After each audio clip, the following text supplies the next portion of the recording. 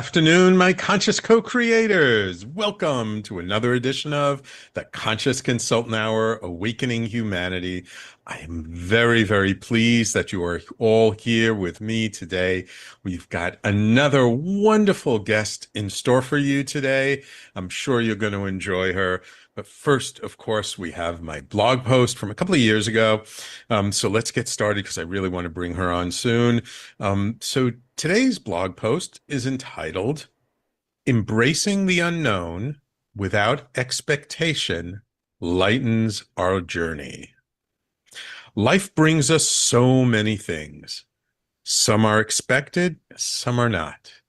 We tend to have a harder time with those that are not expected. Yet there's often a gift with those very same events. Some may seem tragic. Others may seem delightful. What the actual experience is not as important as how we receive it. And to receive it well takes practice. It takes cultivating an energy of openness, receptivity, and fluidity, to hold our expectations lightly, stepping forward without any preconceived notions or projections. It means allowing life to surprise us, not just in some ways, but in every way. For when we are willing to drop our expectations and allow ourselves to get lost, both figuratively and literally, we discover new wonders, new adventures. We find new things out about ourselves. As we learn to live with curiosity and trust instead of fear and doubt, we will deepen our trust in life. For we may not know how tomorrow, next week, next month, or next year will go. Yet as we learn to trust, we are empowered to move forward and face tomorrow, whatever it may bring. For life will teach us new lessons every day if we are open to seeing and experiencing the lessons. And it is always up to us to learn these lessons and decide to grow or reject them and then stagnate. There is so much power in dancing with the unknown, in letting go of our expectations and living in the present moment, being right here, right now, to experience what is in front of us without thinking about tomorrow or the next day. Just be with the unexpected and give it space. Space inside ourselves and space in our lives, to see with curiosity what will unfold next, what will come to us next, and what magic life still has in store for us. Great inconveniences can lead to great outcomes. Amazing situations can lead to incredible friendships, support, and community. For when we share the results of the unexpected with others, they will come together to share with us their experiences as well. And then our community grows tighter. When we share our struggles with the unknown, its grip is lightened and our spirit rises. And that is unexpected indeed. So how are you at handling the unexpected? What can you do to lighten your grip on your own expectations? It's interesting that this blog post is coming around at this time because I wrote this post last August when I was either when I was out in Colorado or after I just came back from Colorado. And my wife and I had been planned this trip out. We spent about 2 weeks in Colorado. First, we spent a weekend in Denver, and then and as I mentioned last week on my show, we We stayed in this house up on top of a mountain outside of Golden, Colorado, and then about 5 days out in what was the name of the town? Silverthorne, Colorado, out in further west. And what happened was the first weekend, was it the weekend? No, it was after the first weekend we were in Denver. My wife gets a message from her niece that my wife's sister was diagnosed with cancer, and it had spread and it was pretty bad. And so she sat with it for a day or two to really feel into what she should do. And she said, "You know what? I've got to go to China to see my sister. I can't, I can't regret this later." And I was like, "Okay, whatever you need to do, we do." We changed her flight. She got a flight back to New York, spent literally less than 24 hours in New York, got her on a flight to China. And she spent the next month in China with her sister and her family there. And we were still committed to the house sitting that we were doing in Colorado. So I stayed in Colorado. So I spent not a full week, but the better part of a week by myself on top of a mountain, taking care of a dog and a cat. This lovely house in a beautiful setting, but completely by myself. And then I went out to Silverthorne and house sat and took care of a lovely Portuguese water dog. He was about 6 months old, chewed everything. Um, and it was a very interesting experience for me because it was the first time in a long time that I was away from home by myself, ostensibly kind of sort of having a vacation, but unexpectedly not with my wife. And, after the first couple of days, I realized that taking sort of a vacation or going away and being in a beautiful place by myself, I have no problem with it. But what was the hard part for me was I was expecting to be with someone, that I wasn't going to be completely by myself. And I ended up by myself. And even though I would drive into town and, eat dinner out at a restaurant or whatever, and, do what I could during the daytime, I was taking care of this house. I was taking care of the plants, taking care of the dog and the cat. They needed to be fed and walk them around the property. Um, so I couldn't just, take off for a day or whatever. And so it was an interesting experience for me to just be with myself and by myself. And that was why the blog post I read last week was about um being self-reliant. And this was a big lesson in sort of self-reliance. Not that I'm not a self-reliant person, but when you're married or you're in a long-term partnership and you're living with someone and you're used to doing things and being together, when unexpectedly you're not together, it brings up certain feelings, it brings up certain experiences. And so, even though this was all unexpected, I was like, I just got to make the best of it.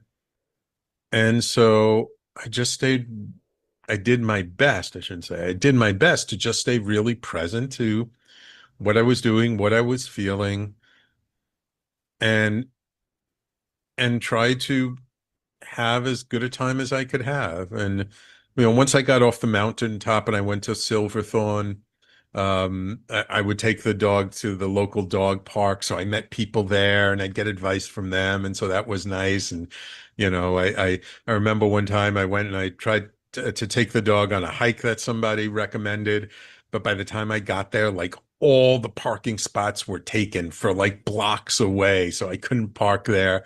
So I had to take her back and did a much less vigorous walk. I took her. There was a little path by a river that went into town, so I took her along that. And it was nice. It was fun to kind of bond with this Portuguese water dog who was very playful. Um, and still, like throughout the whole week, I was just missing being around people. And it really highlighted for me the difference because my wife, she's a therapist. I've talked about her many times on the show. She likes the time to herself because she's always helping other people. She's always being present with other people. She needs more time for herself. On human design, she's a projector. So projectors need their own space to recharge their batteries. But me, I'm a manifesting generator. I'm a people person. I'm an extrovert. I love being around people. I could be around people all day long and not get tired of it. So for me, kind of being forced to be on my own and by myself. It was not that I haven't been there before. I mean, I lived for many years on my own before I met my wife. Um, but it's been a long time, it and it was more just the unexpectedness of the experience that really got to me. And so that's where this whole blog post was born from was just wanting to share my experience and in the unexpectedness of the journey, of the experience, and how much there is to learn about ourselves, about others when unexpected things happen. And, of course, and then I came back, and my wife was still in China for another couple of weeks. She didn't come back until September. But being home and being alone, it's a little bit different than being away and being alone unexpectedly. So, um, but yeah, I just sort of observed myself, how I felt and what I did and what I learned about myself. And I never would have experienced that had what happened not happened. And the reason why I say it's kind of interesting that this blog post came up this week is because just last weekend we decided her sister's been on chemotherapy for the last 2 years. Her niece told us she's not doing too well. We were originally planning to go into China in October, and she's like, I don't know what kind of condition she'll be in by October. So we said, you know what? Let's move things around. Let's rearrange things. We booked tickets. We're going to China for the first 2 weeks of August. So, but this time I'm going with her.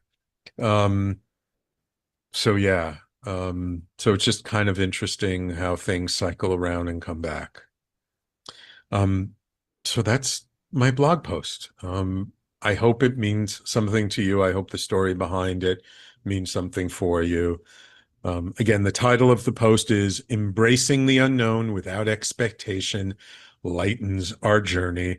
And of course, you can always find my blog posts on theconsciousconsultant.com and on the station's website, talkradio.nyc/blog. And if you like my blog post, I have a whole book, The Everyday Awakening, You Are More Powerful Than You Know, and it's filled with great saying. So check it out if you enjoy this. So now it is my extreme pleasure to welcome to the show educator, fellow TEDx speaker, and author Courtney Fae Long. Ooh. Long.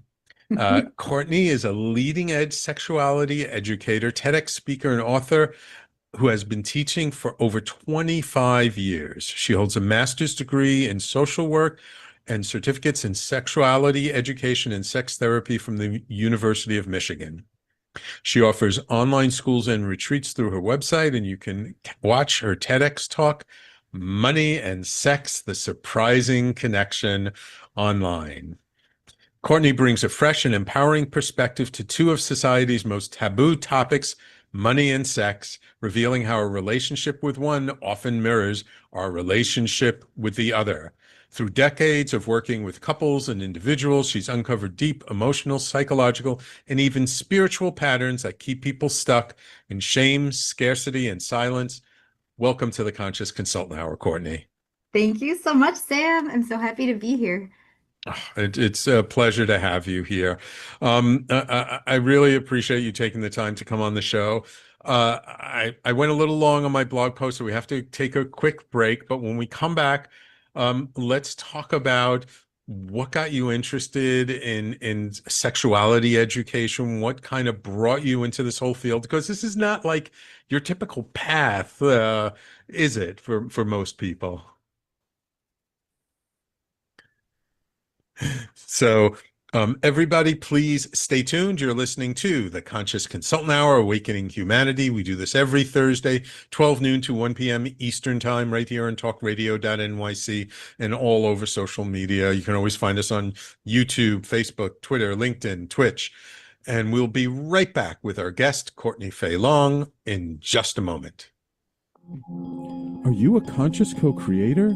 Are you on a quest to raise your vibration and your consciousness?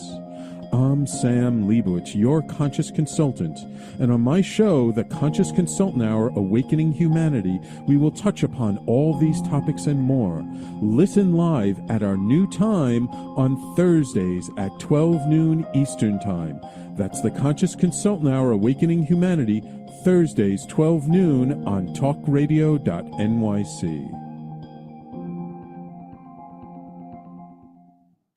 Are you a high-achieving, growth-oriented leader? Are you interested in developing your authentic leadership while creating a healthy, inclusive workplace? Hi, I'm Dr. Mira Brancu, host of The Hard Skills on talkradio.nyc at 5 p.m. Eastern on Tuesdays, where we discuss how leaders develop the hard skills needed to make a greater impact. We interview experts, have live coaching, and tackle these challenges. Listen to The Hard Skills on Tuesday at 5 p.m. Eastern on talkradio.nyc. You're listening to Talk Radio NYC. Uplift, educate, empower.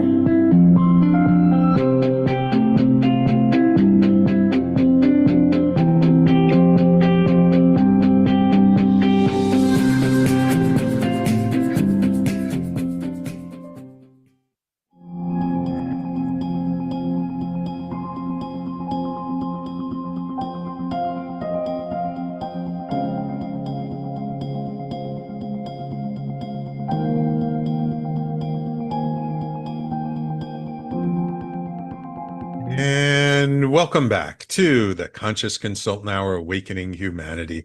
Our guest this hour is Courtney Fae Long, the presenter of the TED Talk Money and Sex: The Surprising Connection.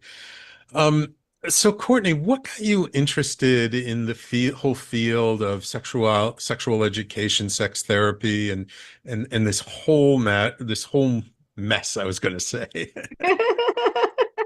Well, many people have a spiritual awakening, right? And Mhm. I, along my spiritual awakening, was having my own spiritual sexual awakening. So I Uh, had my own business. I was teaching all kinds of classes, how to discover your life purpose, self-care for caring people, how to communicate with angels, all these things. uh, And behind the scenes, I was exploring sexuality. And so I'll share just a little bit about that because it was fascinating to me. I was raised Catholic and had a lot of shame just around the topic of sex. I would never guess I'd be here with you, Sam, talking about sex. so, so you're, as my friends like to say, you're a recovering Catholic, eh? Yeah, exactly. Yes. And also, I discovered as a teenager that I'm bisexual. So add that to it. Then Okay. in my adult years, I found that I was highly sexual, that I love sex, and that goes against the societal script, right? Right. And at the same time, I found that I was just curious and wanted to explore. So, fast forward to this was 2011. I just happened to have an amazing experience with a lover that just completely blew me away and opened me almost like it was a spiritual opening and awakening. And I call it my initiation. And Okay. it was just, it was one of these things where I discovered there's so much more to Mm. our sexual energy than we've been taught. And so that set me on the exploration. But I still went years without saying anything publicly because I Gotcha. was still ashamed. So I had to really tackle my own shame in order to start sharing.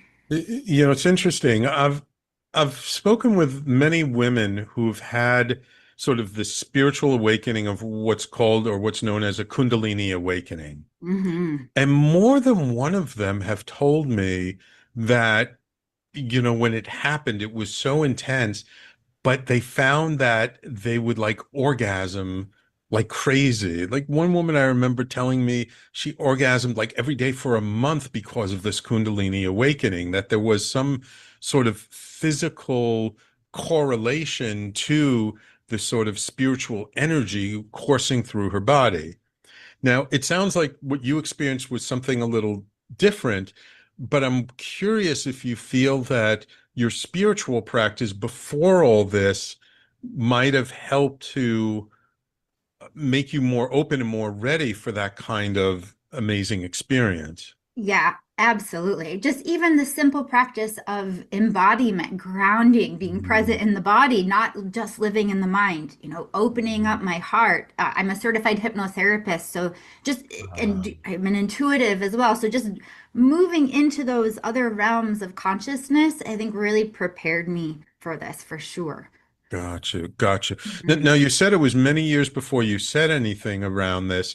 What was the thing that finally got you to kind of get past that guilt and shame and say, oh, okay, I think I need to start talking about this with people and helping people with this? Well, two things. One was I would watch my students over the years really struggle with self-doubt, and they would get clarity around their life purpose or want to start a business, for example, but they would hesitate to do it. And I was always puzzled, like what is keeping them? Sorry, I think my internet glitched. I was always puzzled, what is keeping them from taking action on their soul's calling? Mm, So what is that missing link with confidence?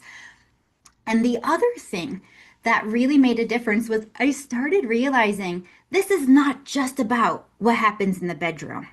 mm, There is something that actually scientists even call the afterglow effect ah, that the scientists have basically coined it that for 48 hours after sex, we have elevated levels of oxytocin, the love hormone, and ah, dopamine, the feel-good neurotransmitter, and mm, that leads to at least a 48-hour period of increased feelings of love, mm, excitement, creativity, confidence, and so on. mm, mm, So when I started realizing, Sam, this is not just, oh, have great sex and have even a spiritual sexual experience. I was starting to notice in my life, the more I worked with my own sexual energy, the more confident I was, the more magnetic I was, the more I was attracting speaking opportunities, and I just showed up differently in everything I did. My mm, creativity was on fire. My intuitive channel was open. I was like on mm, fire writing a book very quickly, just so many things. And so I just started feeling like I can't not share this because this I feel is mm, the missing link to mm. confidence, joy, creativity, and even oneness, with the Right. universe, God, source, spirit. Right, right, right. And Yeah. there are ancient spiritual practices, certain practices of tantra, not all tantra, but certain Yeah. tantric practices that are all about achieving sort of spiritual enlightenment through sexual acts. Yeah, absolutely. And many ancient societies who knew this, like the ancient Mayans, the ancient Mm. Taoists, the ancient Aztecs, and many ancient societies that would call on sexual energy to bless their crops. They even Right. knew the connection of the sexual and abundance. Mm, mm. Mhm. I'm curious, when you first started talking about this publicly and you first started to do this, what kind of reaction did you get from people? Did people think that like, oh, Courtney's lost it, or did people embrace it, or were people like, Courtney, you need to tone it down? I'm curious, what were the initial reactions like? Oh my gosh, what a great question. It was a mixture. I'd been Mm, primarily focusing on angels, teaching about mm, angels. So I literally announced one mm. day, I'm not going to be teaching angels anymore. I'm Ah, teaching sacred sexuality. I lost a lot of people on my email list, that's for sure. But some mm, people really were excited to learn more mm, and even excited to say, oh, well, this person who teaches about angels is talking about sex. Kind of, I think that innocence in there, or the, Mm, almost like the, oh, this is trustworthy then. This is not yeah. kind of the shadow side of sex. So yeah, it was a mixed bag, but I thought it was going to be easier. That's what was funny to me. I was like, oh, here I teach about angels. So talking about sex will be easier in the world, but not at all, because I think there's so much shame, and even when I say the word sex, a lot of people I think conjure up an image of what that's about, and Right.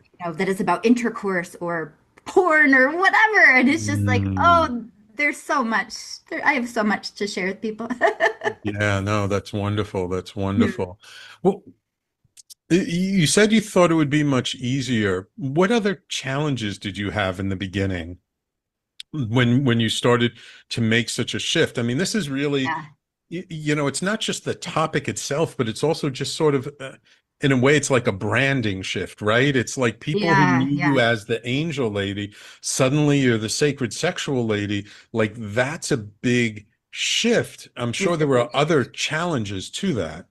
Yeah, I mean, one of the biggest challenges I've had has been social media, because there's some really strict filters around Mhm. sexual content, even sometimes sexuality education content.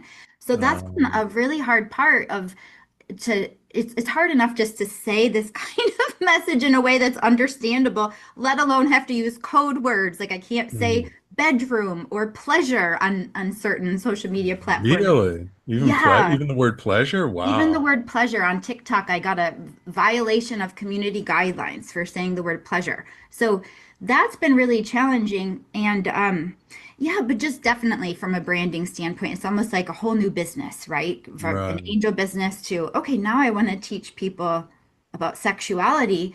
But I've tried to really draw the parallels as well, such as, Mm. when I was teaching about angels, we were always asking, well, what do the angels think? Like intuitive angel messages. And now I Mhm. teach people how to become their own intuitive guide, their crystal clear Right. intuition in their own body. Right. Right. Yeah. Just out of curiosity, has anyone ever asked you, well, what do your angels say about all the sexual stuff?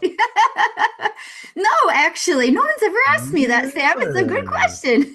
All right. So what do they think about all this stuff? Did They're you get they're what kind of like very messages supportive. did you get from them? Therefore. Well, yeah, that our sexual energy really is our direct link to our higher Mm. self or to God, source, spirit, universe. It's the energy we were created from. And Mhm. so they're very much in support of it. I mean, I was doing angel readings. This was years before I even mentioned anything about sex, but angels were saying, call on me during your sexual experience. And then I would share with Um, clients, and a few clients are like, oh, yeah, I already do that. So there's really? there's a lot of Oh. parallels. Yeah. Interesting. Interesting. Yeah. Over the years, over the 15 years I've been doing my show, I've interviewed a lot of different psychics, spiritual people, people I consider tuned in. And and I remember years and years and years ago, like probably, close to 15 years ago, interviewing a woman who was very psychic.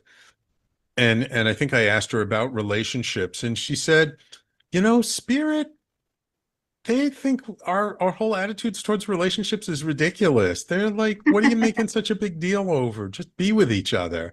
And like all of these sort of societal norms. And this is, Uh-huh. one of the reasons why I interviewed Leon Feingold last week to talk about polyamory and ethical non-monogamy Yeah. is is that from when you look at things from an energetic perspective, like restrictive rules or cultural norms around things energetically kind of tighten the energy, collapse the energy, and are not as expansive.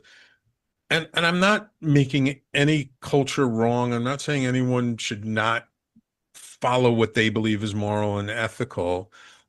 But I'm Mhm. just to look at things from an energetic perspective. It's kind of interesting how over the millennia, so much energy has gone into sort of restricting sexual activity and restricting Yes. relationship activity, Hmm. which kind of goes against the energy of the whole thing, doesn't it? It really does. Yeah. And I have something that I'll share. I'll wait till after our break, but I Okay. have something to share about that.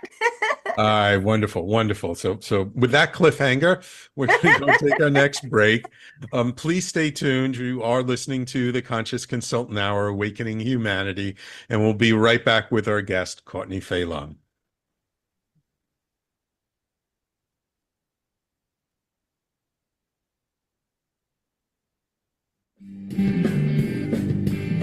Hey everybody, it's Tommy D, the nonprofit sector connector, coming at you from my attic.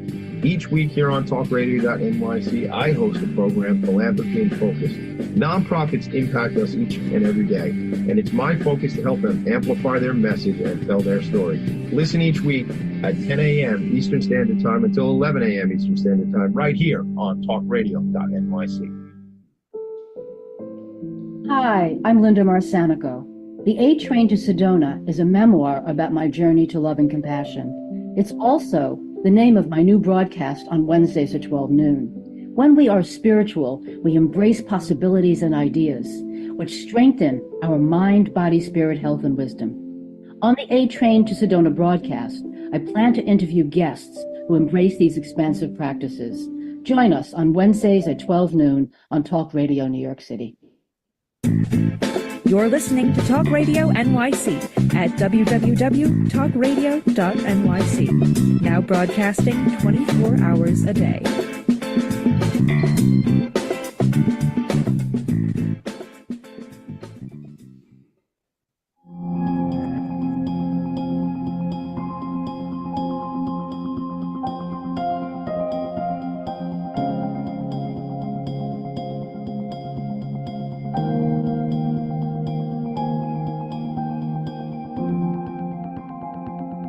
All right, Courtney, you left us with a cliffhanger. So what do you have to say about this whole idea of relationships and restriction and stuff? Well, I thought that was such a brilliant point, Sam, because of the restriction energy. So it goes back to our direct link to the divine, to the whole universe, that our sexual energy is our soul essence flowing through our physical body. So Mm, there's religions that have really restricted it. And I believe wholeheartedly that eons ago, when these religions were formed, that they were possibly trying to control people.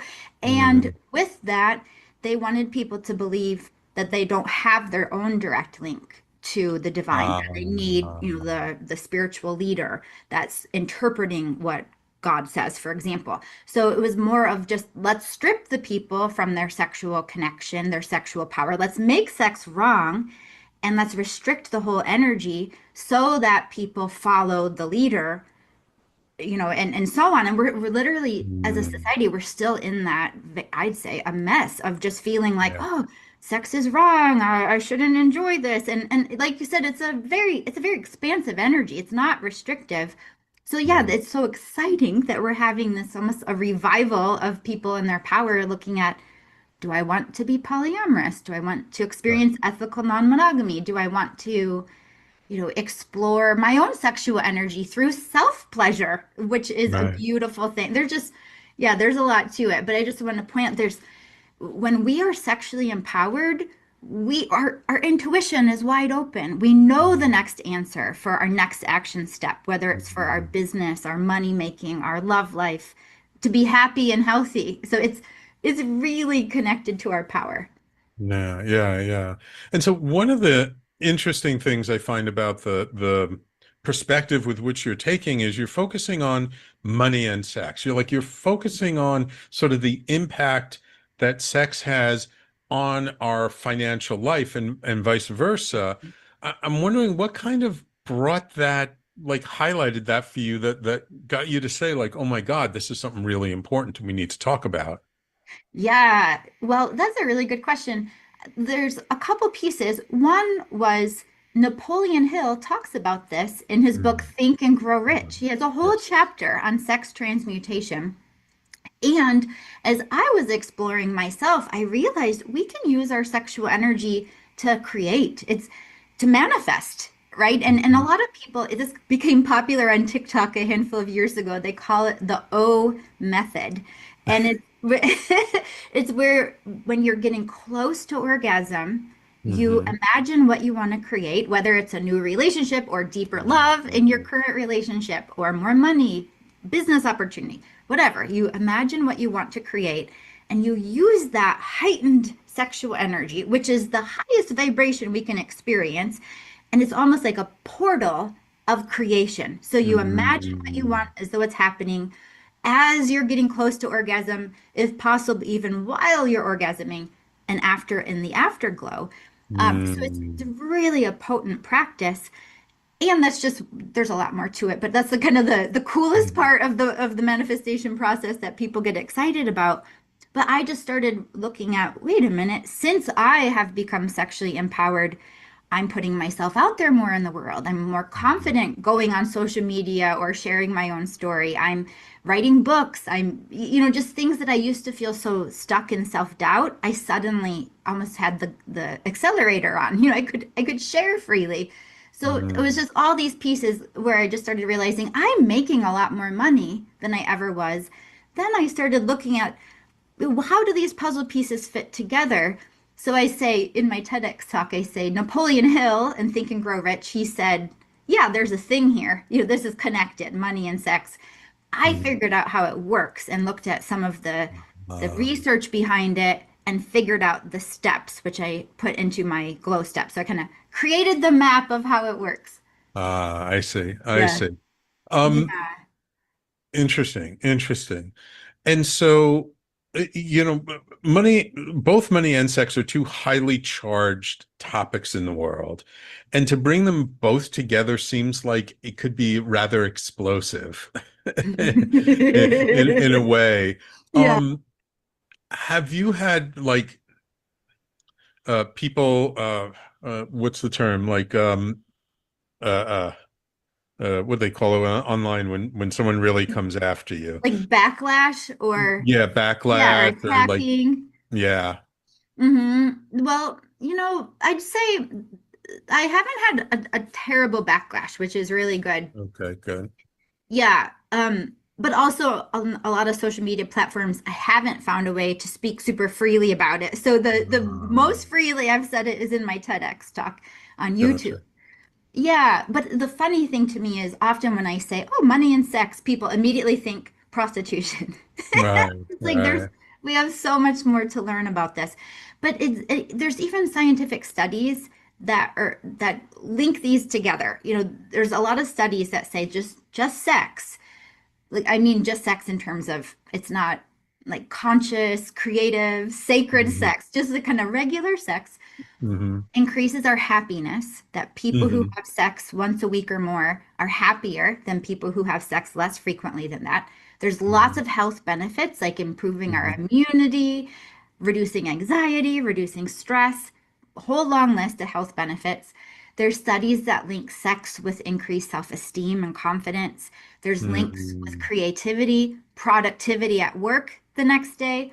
And there was one study that actually noticed that the more sexually active someone is, the higher their wages at work. Oh, Isn't interesting. that cool? It wasn't a direct thing. They didn't think, oh, more sex causes more money, but they said it's because of those well-being effects that sex helps Hmm. us feel, brighter, lighter, have that spring in Yeah. our step that they think then is helping people's work performance and therefore their wages. So it's really powerful. And part of the reason I've tried, really tackling this is because of the taboo. I'm a spiritual woman, entrepreneur. I know I've had my own struggles just realizing it's okay to make good money. Hmm. It's, Hmm. and not just enough to get by, but actually many of us are being called to rewrite the script completely and say, actually, we are meant to be rich and overflowing because the more money we Hmm. have, the more people we can help, Right, and the nature of our soul just is abundant. right. So it's almost like being in alignment with our soul. So, yeah, there's a lot to it. So how many years now have you been putting out this message? So, 6.5 years, the sexual message out of my 25 years of teaching. Wow. Yeah. I'm curious if maybe you can give us an example of maybe someone you've worked with who you've helped and what sort of shifted in their life after you've kind of helped them to really embody this way of being, I guess I'd call it? Yeah, absolutely. I'll share about Lotus, one Mm-hmm. of my clients, and she's single. So it's a really good example that our Mm-hmm. sexual energy is within us. We can share it with a partner, but we can also do this on our own as well. So anyway, Lotus basically experienced a huge increase in her worthiness, her feeling of feeling worthy and confident. And she also noticed naturally that she was making more money and like attracting more work. She was working for a company, but also doing some contract work. And Mm-hmm. she basically started making more money and started paying off her debt. And Mm. yeah, it was really powerful. And I think, there's just a link too of the more confident we are, the more worthy we feel. Right. Of course, we're going to expect more money when we're negotiating pay rate at a job or when we're, Right. attracting more clients. And she also had the confidence to start her own business as well as an angel communicator, which is so Ah, yeah, nice. So, did she do this with partners or was she doing this by herself? all by herself. Oh, wow. Mm-hmm. Wow. Interesting. Yeah. Interesting. Yeah. I'm curious, do you find more women are attracted to this message than men? That's a good question. I would say maybe just slightly more women, but there's been a lot of men too. A lot Oh, of men who are craving deeper, more meaningful sexual experiences and just generally more authentic love. Just a general mm, deeper connection to mm, themselves, to the universe, to their partner. Yeah. right, So, right. yeah, because I have a wonderful business coach and they're always trying to get me to niche down, just focus on women. And I'm just like, no, sorry. Yeah, yeah. No, this sounds like something that everyone needs to hear. Yeah. I'm curious when you work with someone and you first try and coach them and encourage them in this direction, what is usually their biggest challenge with just getting started, with just, beginning to embody this way of being? Well, I would say because I teach glow practices that involve self pleasure, also Hmm. known as sacred masturbation. And Okay. so for a lot of women, especially, it can be hard to get turned on enough to just get Ah, into the self pleasure. And okay. and also one of the biggest challenges is so simple. It's just time because people tend to put pleasure last Um, on the to-do list and okay. think of it as a luxury. Like, oh, if I've got time Mm, or energy at the end of the day, not realizing actually sexual self-pleasure gives us more energy, it mm, energizes us. And also, it's so important that we got to put it, we got to prioritize it and put it some higher right. on the to-do list and carve out It, time. isn't that so interesting that the thing that like brings us joy, we put far down on the priority list? Yes. Yep. Why do you Absolutely. think that is? Is that a self-worth issue or is it just a societal programming issue? I think both for sure. Because yeah, we're programmed to think we got to be productive all the time. And even like a Hmm. lot of my clients, the ones I have literally right now, they just have a hard time just taking a break or resting or just sitting outside in Mm, nature, let alone enjoying sexual pleasure. So it's almost like mm, that culture of struggle and suffering. You got to struggle and mm, suffer, and if you're lucky, you get a burst of joy here and there. But it's like, no, we can infuse joy and pleasure into our everyday moments and feel that mm. more and more. So I think there's something about the permission, like giving ourselves permission to just feel good. It's okay to feel good, Yeah, and we're yeah, supposed to. yeah, absolutely, absolutely. Um, okay, I do want to ask you about your glow method, but I think I want to take the break first, and Sure. then let's get into it when we come back. And then we have to finish this up, and I'd love to know, where what you see in the future, if there are any new books you're working on or anything you're working on for the future. Okay? Awesome. Sounds great. All right, wonderful. So everybody, please stay tuned. You're listening to the Conscious Consultant Hour, Awakening Humanity, and we'll be right back to finish this all up with our guest, Courtney Fae Long. Were you an essential worker during the pandemic? If you needed to learn stages of epilepsy, did you depend on advocates? Did you use new innovations to cope with mental and neurological issues? Maintaining high quality of life and keeping good mental health are what we all strive for. I'm Frank R. Harrison, host of Frank About Health, and each week top healthcare influencers, professionals, and innovators answer these questions and more. Stay tuned on Thursdays at 5 p.m. on talkradio.nyc, and I will continue to be frank about health with all of you. Ready to serve up success with a splash? Hi, I'm Bruce Kramer, aka the corporate cockroach. I'm the Renaissance woman, Angie Snowball. And I'm your strategy doctor, Dr. Navtesh Desange, inviting you to serving up success with a splash. Join us as we shake things up with real talk and real strategies centered around awareness, action, and accountability. And yes, there really is a cocktail involved. Please join us and sip your way to success. Serving up success with a splash, where wisdom meets happy hours. Cheers! Cheers. Cheers. You're listening to Talk Radio NYC at www.talkradio.nyc. Now broadcasting 24 hours a day.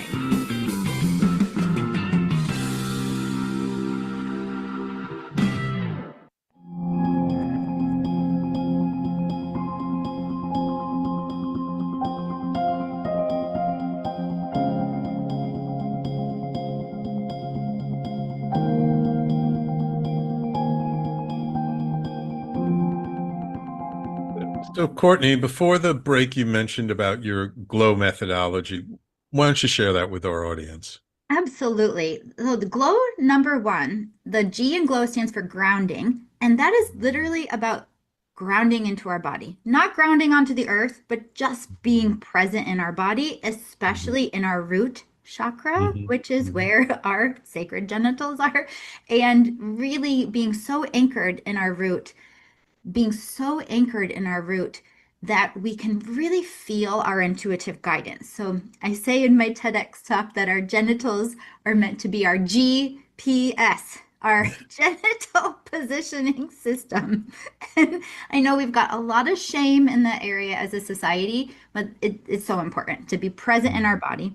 GLOW number two is the L in GLOW, which stands for love. So this step is all about the heart. It's about melting our heart wall, this kind of energetic wall that we hold where we've had past hurts or resentments, where we say, oh, I don't want to be hurt again. So then we kind of unconsciously block the flow of love. So it's just really about opening our heart to love, to receiving abundance. And the other part of it is getting in our feminine energy enough to actually receive, because so many of us give, but then when it comes to receiving, we sometimes can be blocked. So and each GLOW step, literally, when I teach these, I spend months on each one. So I'm trying to give a little brief kind of snippets of it, but in general, it's really about that process of opening. Gotcha. Yeah. GLOW number three, the O in GLOW stands for orgasmic. So in GLOW number three, it's about really lighting our sexual fire, our sexual energy, feeling turned on in our everyday life. Like, that feeling of when you have a sexual fantasy, just imagine if you can feel that feeling when you're sitting at your desk, sending an email, or when you're sitting down to create your next project or creative idea. So I would definitely recommend for the viewers, have more sexual fantasies during the day. Let your body feel turned on. Because as a society, we've been taught so little about sex that when we get turned on, often we want to release it. Like, oh, let me go self-pleasure, let me make love to my partner. And then we kind of rush to the orgasm and release the energy. But if you can just hang with that feeling of wow, this feels good to feel turned on, and start thinking, how can I channel this energy into my creativity and my work? It's phenomenal. So yeah, isn't that cool? Yeah, nice. Yeah. And then GLOW number four, the W in GLOW stands for wealth. And that is the step where it's all about utilizing our sexual energy to create what we want, to manifest, whether that's money or opportunities that bring money to us, fulfilling our purpose, manifesting love, whatever it is. But that's that really kind of advanced level where we say, okay, this energy, our sexual energy, is our creative life force energy. It's powerful enough to create new life, a baby. So it's certainly powerful enough to create other, smaller things in our lives or big things, like, wealth. And again, it's all about just clearing shame around money, sex, just all of it. And just like you said about the energy, it's not a restrictive energy. Our sexual energy is very expansive, and it helps us to feel alive. So the last thing I'll say about is these glow steps, it's about taking that energy from the root chakra, because that's where it's kind of stuck for most people. It's almost like a dormant volcano in the root chakra that for some people, even if they've had great sex, they might not have tapped into this powerful sexual energy. And you breathe it up, you move it up through the chakras, all the way up the spine, all the way out your crown, into your energy field like a fountain. And that's where you get that glow, this profound glow. Gotcha. So, I'm trying to think of my listeners and the challenges they might have with this. And I'm thinking of just, let's say you have two people who are partners. They could be opposite sex, same sex, and maybe they have a kid or two. And they've been together a long time. And there's sort of this sort of traditional concept of like the longer you're together and you have children and you get tired, and just even the idea of being affectionate or romantically as connected as you were in the beginning is much more difficult. And I'm wondering, what would you advise someone in that kind of situation? Well, the really fun thing to do is to share with each other your top 3 turn-ons. Just things that really turn you on. And it could be sexually, like I get really turned on when you caress my hair. Or it could be something in everyday life. I get really turned on when you surprise me with flowers. Right? Or I get turned on when you take the trash out. Or wash the dishes. Or wash the dishes. Exactly. And so we always want to focus on the positive, not the negative, not like, oh, I get turned off when you don't take the trash out. Just focus on the positive, and just I would literally just get out Post-it notes and be like, here's my top 3 turn-ons. What are yours? Make it maybe a fun date to even think about it and talk about it and share with each other.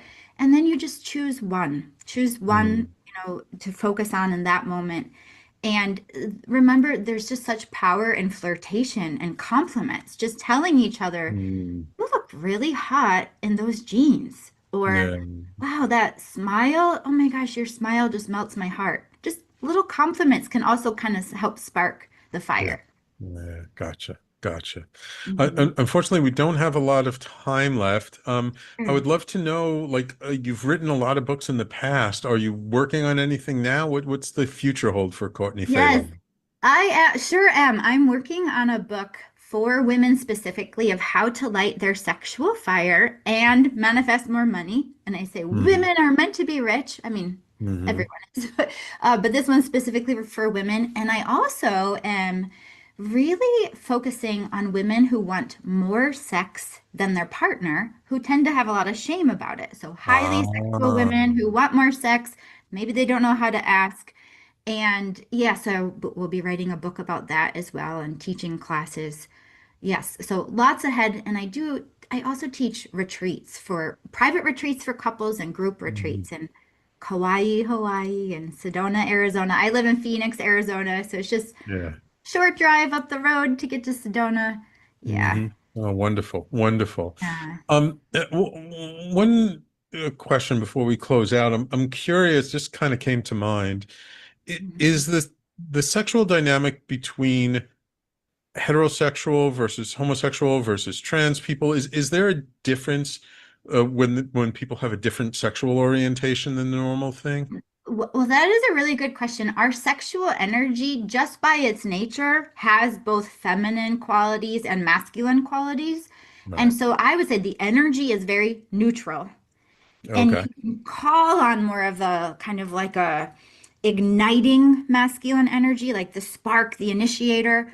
And you could call on a more kind of feminine, relaxed energy that's receiving.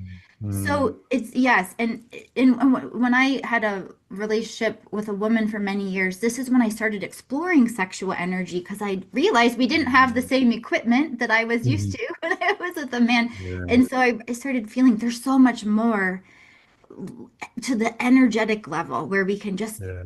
make love. It's almost like making love to each other's souls. And that's where sex becomes not just physical, but the Mm-hmm. spiritual, emotional, mental, and physical. Got it. Got it. Okay. I think that's a Great question. wonderful place to end off. If people want to learn more about you, get in touch with you, how do they find you? How do they reach out to you? Yeah, my website is CourtneyFaeLong.com. Fae is Fae and Long is Long. Courtney Fae Long, and you can find me on all the social media platforms at Courtney Fae Long, except my TikTok is Courtney Fae 222. Okay, Courtney Fae. All right, Courtney, thank you so much for coming on the show this week to talk about two very important topics, sex and money. I really appreciate you. Thank you so much. Oh, Sam, thank you so much for having me. You're incredible. I was so excited for this, and you're just amazing. Thank you for everything you do in the world. And shout out to your TEDx talk. Everybody, watch Sam's talk if you haven't. Thank you. Thank you. And watch Courtney's as well. We'll put it in the show notes. Thank you so much. And of course, thank you, my loyal listeners, for tuning in each week. Without you, there is no show. We so appreciate you. And don't forget, if you did miss any part of today's show, you can always catch the replay on talkradio.nyc on all the major podcasting platforms, Apple, Google, Spotify, Pandora, iHeartRadio. Thank you all for tuning in. Don't forget, later today, Frank Harrison and his show Frank About Health, followed by that business trio, Bruce, Angie, and Nataj for serving up success with a splash. Take care, everyone. We will talk to you all next week.